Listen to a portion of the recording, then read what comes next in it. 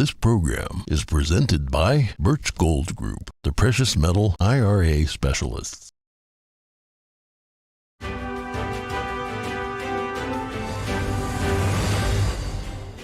Good morning. In today's headlines, the first time in U.S. history that a former or sitting president has faced criminal charges. We talked to an expert about former President Trump's indictment and the precedent it sets. And reactions flood in regarding the unprecedented indictment. We look at responses coming in from the nation and the NYPD, as well as what Trump's attorney on the classified documents probe thinks about the case. Chaotic scenes at the Tennessee Capitol yesterday. Thick crowds streamed into government buildings calling for more gun control.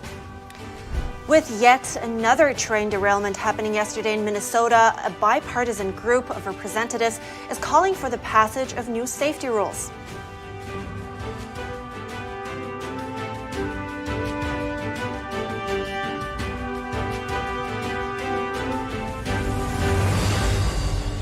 Good morning. Welcome to NTD. I'm Kevin Hogan. Good morning. I'm Evelyn Lee. Today's Friday, March 31st. The first time in U.S. history that a sitting or former president has been criminally charged. We have an analysis from an expert coming up, but first, reactions from overnight. A grand jury in New York City voted to indict former President Donald Trump yesterday. As you can imagine, feelings on the matter are pretty mixed. NTD's Jeremy Sandberg has more on the response from the nation. Blatant election interference. That's what former President Trump called the indictment in a statement on Thursday. Reactions from Democrats and Republicans flooded in on Twitter. Democratic Representative Adam Schiff tweeted, "A nation of laws must hold the rich and powerful accountable, even when they hold high office." Representative Jamal Bowman said, "It's time that we ensure Trump is banned from running for any public office again." Republican House Speaker Kevin McCarthy called it an attempt to interfere in a presidential election and a weaponization of the justice system. Other GOP lawmakers called it outrageous. Chair of the House Republican Conference, Representative Elise Stefanik, stated the indictment was unprecedented election interference, meant to suppress the will and voice of the American people.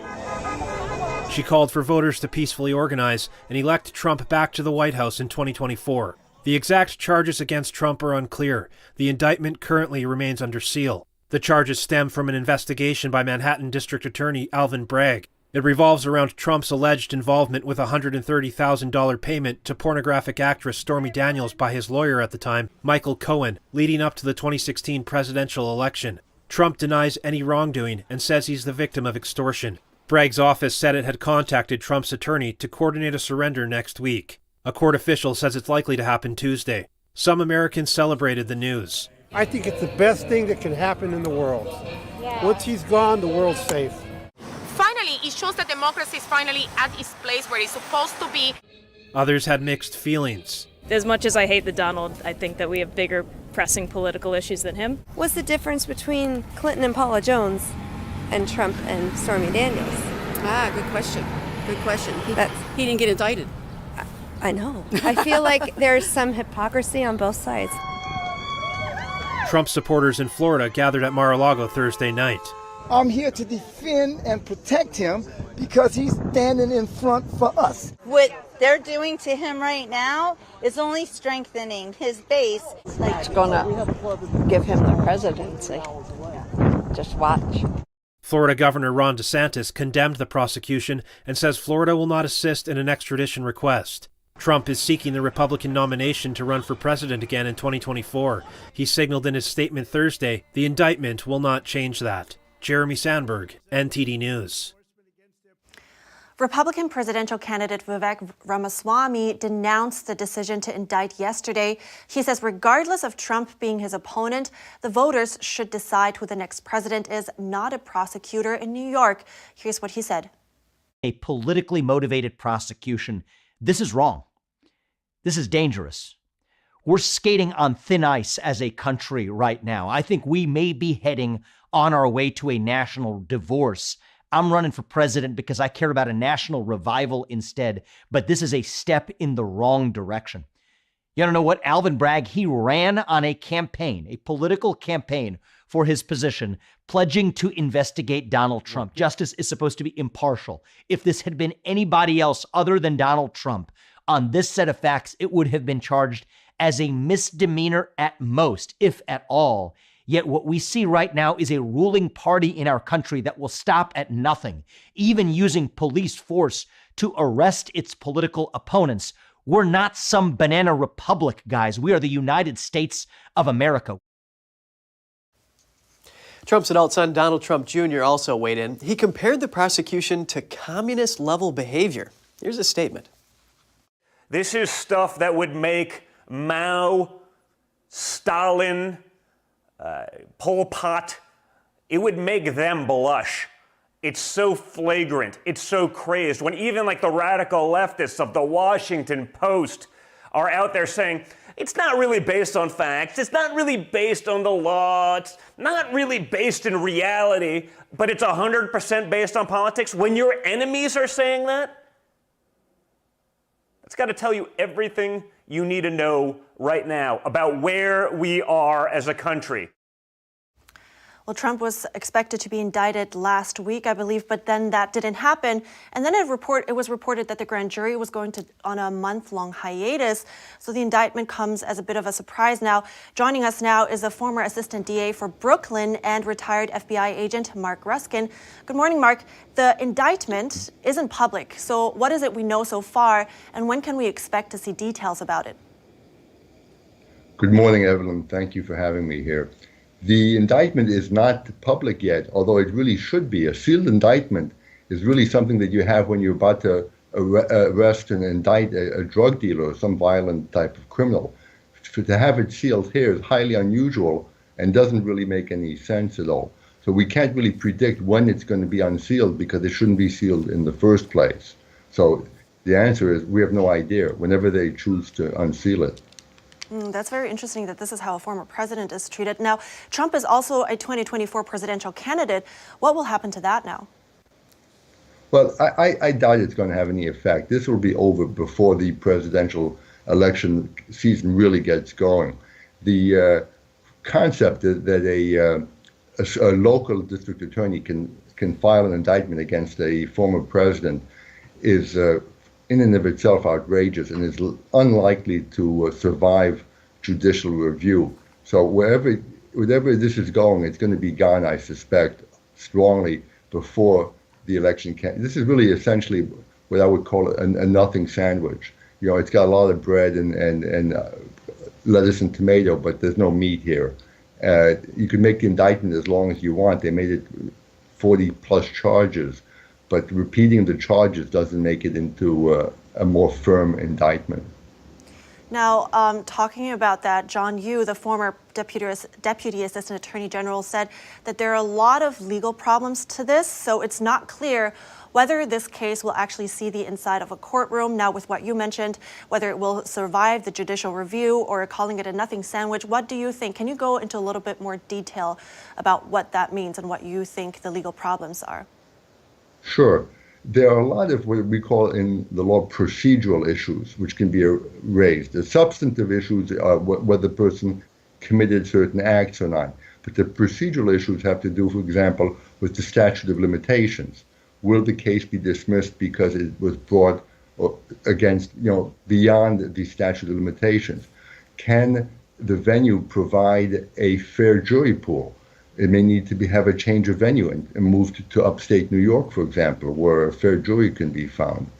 There are a lot of technical issues which the lawyers for Trump are going to be able to utilize to have it dismissed and reviewed by appellate judges before it ever reaches trial, which I suspect it will never reach a trial.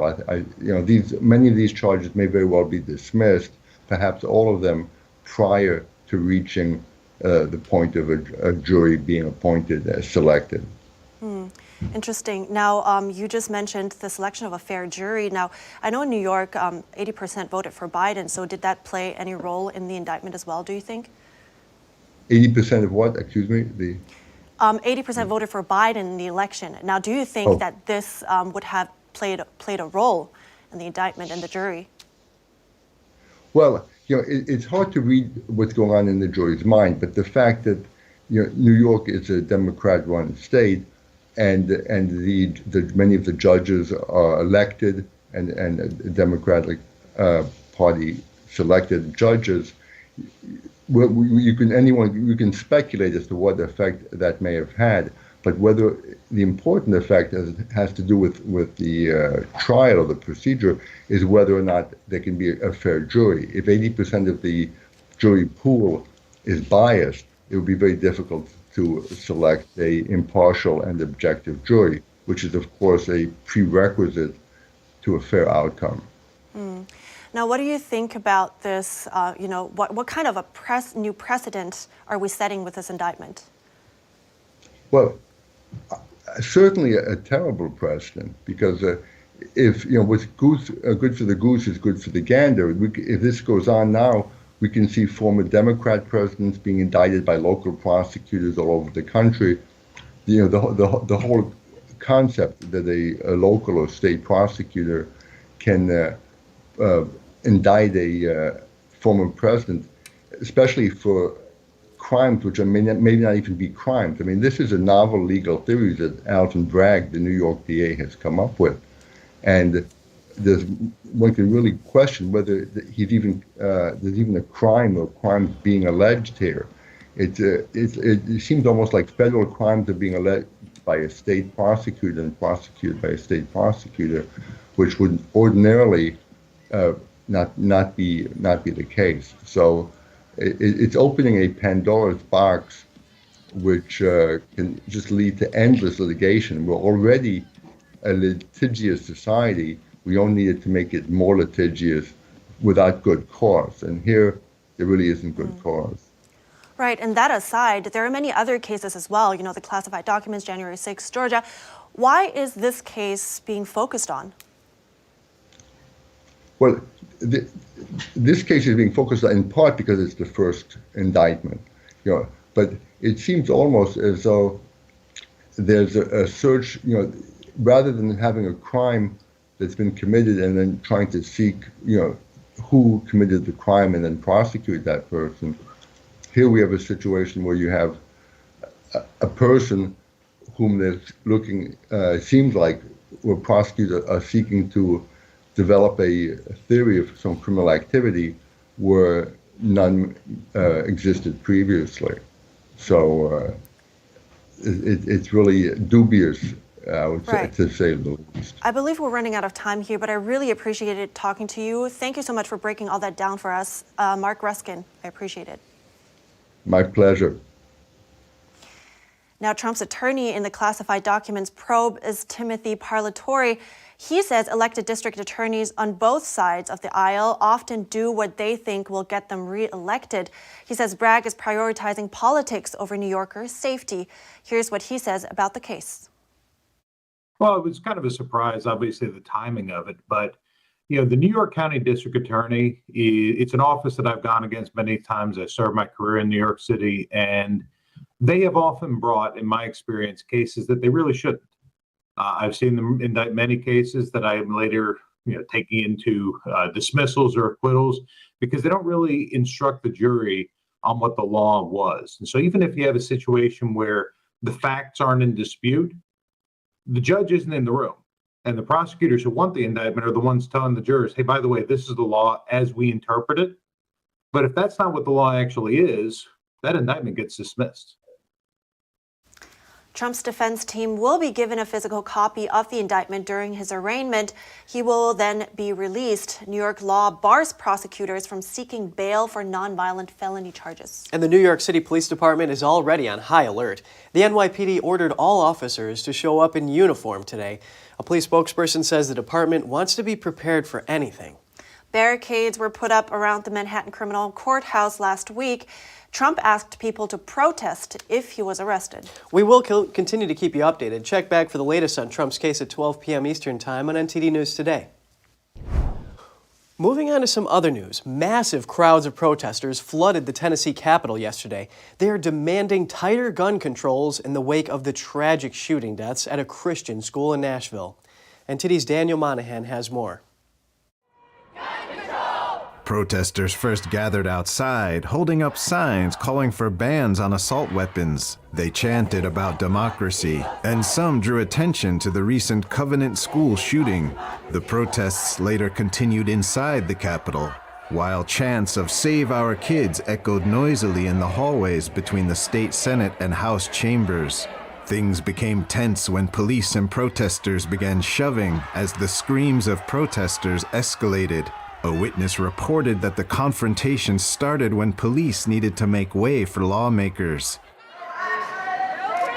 Meanwhile, in the House, 2 Democratic lawmakers caused a temporary shutdown, shouting "Power to the people" and "No action, no peace" through a megaphone. People also filled the Senate chamber's gallery, including children who held signs reading "I'm 9," a reference to the age of the 3 kids who died in Monday's attack. Most protesters were removed from the gallery after some began yelling down at the lawmakers, "Children are dead." Daniel Monahan, NTD News. Florida lawmakers yesterday passed a bill allowing residents to carry concealed firearms in public without the need for a permit. The bill needs to be signed by Governor Ron DeSantis, who has already indicated his approval. The new law would scrap the current requirement for a permit, as well as additional background checks, licensing, and firearms training, which are currently required under Florida law. But the law would not apply to those who are banned from purchasing or carrying guns under other Florida laws. If the law passes, Florida will be the 26th state to implement the measures. Lawmakers are fired up about train safety, this in the wake of yet another major train derailment on Thursday, this time in Minnesota, with a train carrying flammable ethanol. Members of Congress met yesterday to call for passage of the Rail Act. NTD's Daniel Monahan has the details. Representative Bill Johnson says rail safety is crucial. Johnson says Congress has the chance to take several steps right away to keep communities safe. The Rail Act makes important and pragmatic changes to the way our nation's rail industry operates. While Congresswoman Amelia Sykes says railway workers deserve better working conditions. Americans want safety and accountability. We cannot wait until another tragic, catastrophic derailment upends a community. We must act now. We must pass the Rail Act. Representative Dave Joyce says the Rail Act will improve train inspection systems and increase penalties for violations. There's no one town that's ever equipped for this type of disaster. Meanwhile, Congresswoman Marcy Kaptur says something is nagging her about the East Palestine disaster. She says it's not the first time that a train wheel bearing malfunctioned. Kaptur also called for getting Amtrak off freight lines and appealed for modernization. One of our problems is Norfolk Southern and CSX, to be quite frank, have not been willing to sit down with us to talk about that future. What does it take to get them around a table? While freshman Congressman Max Miller lauded the bipartisan spirit of the Rail Act cooperation. Support for this bill from Republicans and Democrats alike is extremely encouraging and shows our shared commitment from across the political spectrum. The derailment of the Minnesota train on Thursday involved 22 cars carrying mixed freight, including ethanol. 4 cars also caught fire. Train operator BNSF said groundwater was unaffected by the incident. The evacuation order has been lifted. Daniel Monahan, NTD News. The Railway Act of 2023, introduced by U.S. Senators Vance and Brown of Ohio, directs the Secretary of Transportation to do many things. Those include setting requirements for train length, speed restrictions, track standards, and so on. Joining me now is Epoch Times reporter Jeff Louderback. He's been following the Ohio train derailment since day one. Jeff, thanks for coming on the show today. Good morning. Thanks for having me.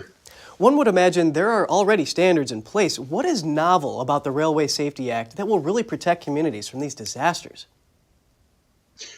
Well, it's interesting because I even have to write them down as notes because there's so much legislation stemming from East Palestine. And that's the main train derailment I've covered, which happened February 3rd and here in Ohio. So you have the Rail Act, which you alluded to a few minutes ago.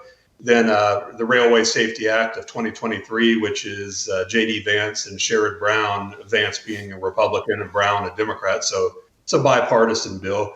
And yesterday, the Railway Accountability Act was introduced in the Senate, and that is a Democratic-only bill. They haven't had any Republican sponsors yet, but they do have the support of the labor unions. And Sherrod Brown, John Fetterman, Bob Casey, the Fetterman and Casey in Pennsylvania, the Democratic senators. They're behind that. So this is obviously you had the one Raymond, Minnesota yesterday, but it all stems from East Palestine.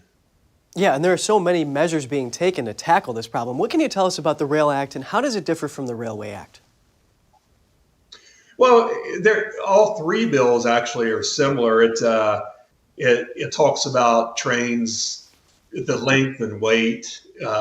Those are issues right now. Like East Palestine, 151 cars total, and they're trying to get the length and the weight of the car or trains down. First responder training on how to respond to derailments, toxic derailments, two-person crews, hot bearing detectors, and wheel issues, which was the issue related to that's what caused East Palestine.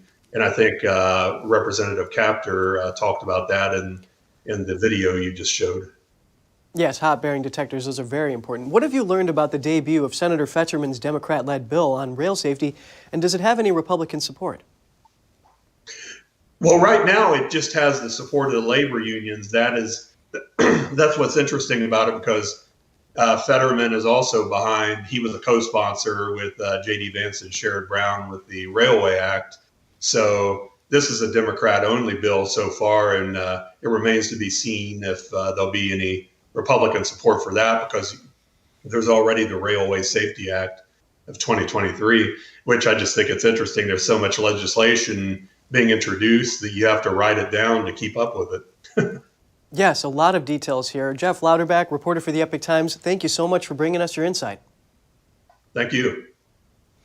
Coming up, Turkey gives its approval for Finland's NATO membership. The Nordic country is expected to join the alliance within a matter of weeks. Stay tuned for more in just a minute.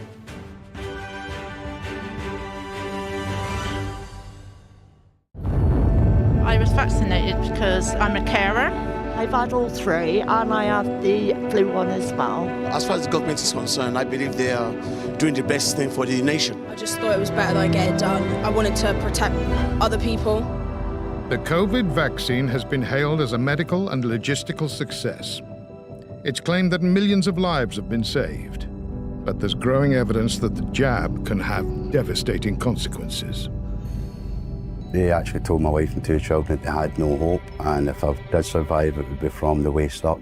You take one for the team, so I took the vaccine, but now the team's running the opposite direction. Just to let people know that when it goes wrong, there's like no help at all. This vaccine is not completely safe and has unprecedented harms.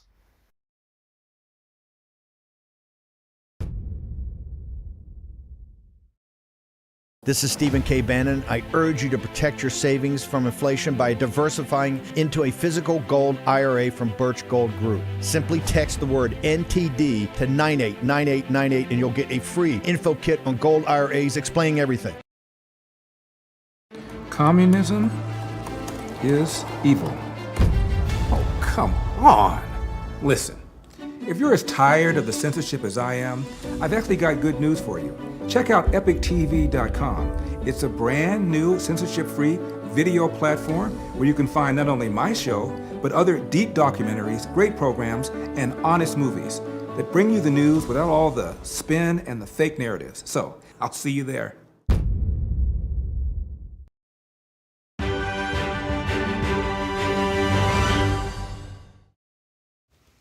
Welcome back. A new report is warning a Chinese hacking group that is likely state-sponsored is highly active. That's a group that has been previously linked to attacks on state government computers in the U.S. The report comes from Indicted Group. It's the threat research division of a cybersecurity company called Recorded Future. The report refers to the hacking group as Red Gulf.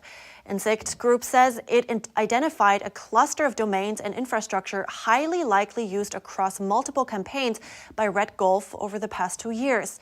The report says Red Gulf is focusing on a broad range of targets that may be of strategic interest to the Chinese regime. The cybersecurity firm says they believe the activity is likely for intelligence purposes rather than a financial gain. Turkey has sanctioned Finland's bid to join NATO. Yesterday, parliamentary vote cleared the way for the country's long-delayed acceptance into the military alliance. Turkey joined Hungary in the approval of Finland's bid in a unanimous decision by all lawmakers that were there. Finland's decision to join the alliance comes after Russia's invasion of Ukraine a year ago. That scraps the country's decades-long policy of non-alignment. The Turkish vote clears the path for the Nordic country to join NATO within weeks. Many Finns responded positively to the decision, saying it will bring safety for the country, which shares a long border with Russia. In my opinion, maybe in the course of history, we as Finland have done well as a border between East and West and done a good job. But on the other hand, following current trends, it's hard to trust some things, and maybe NATO brings that security. Finland hasn't done anything. We're a pretty neutral country. So that's the only thing that could go bad about NATO is that then Finland would get involved in other people's business when we've been really solitary and all alone in our business. Meanwhile, Sweden's bid to join the alliance has been left hanging, with both Turkey and Hungary holding on out to give it the green light. What a crazy month, isn't it? Big things happening, but you know what? We got you. We should end the show with something more fun. Yeah, tomorrow's also April Fool's Day, and pranks are looming. Don't forget, don't be fooled by the internet. Well, we got you covered here. Trulia announced the launch of a real estate search tool just for pets, complete with detailed listings for a fancy kitty condo in the heart of Prospect Heights. Online furniture seller Wayfair launched Sophia, the world's first smart sofa. They say the voice-controlled sofa can check emails, upload photos, change the TV channel, and even self-clean and fluff its own pillows. Bush's Baked Beans launched their newest bean variety, jelly beans. This is actually kind of a great idea. No, if only that sofa existed. Oh, I know. And on that note, we also asked some of the people on the street what their best April Fool's jokes are. I tell my mother every single year that she's going to be a grandmother. Gets her every time. Funniest April Fool's joke I ever pulled on somebody was my dad. I swapped his deodorant out with cream cheese, and he used it for like 3 days after. I remember my neighbor put saran wrap over like the toilet seat so you could, you know, it looked clear, but it wasn't clear. Probably me and my dad. When I was younger, we would always go back and forth, and my favorite thing was I would put a rubber band around the sink hose, so whenever he would turn the sink on, the hose would spray him and he would get all wet. We just don't do a lot of jokes on it. Yeah, Chinese people are boring anyway. Taking rubber bands and shooting them at my grandfather's head because he was bald, always. Rest in peace to my grandfather, yes. So somebody swapped out deodorant for cream cheese and they didn't notice it for 3 days. Oh, those practical jokers. Good job. All right, that's it for this week. Write us if you have anything to share at goodmorning@ntd.com. Have a great weekend. I'm Evelyn Lee. And I'm Kevin Hogan.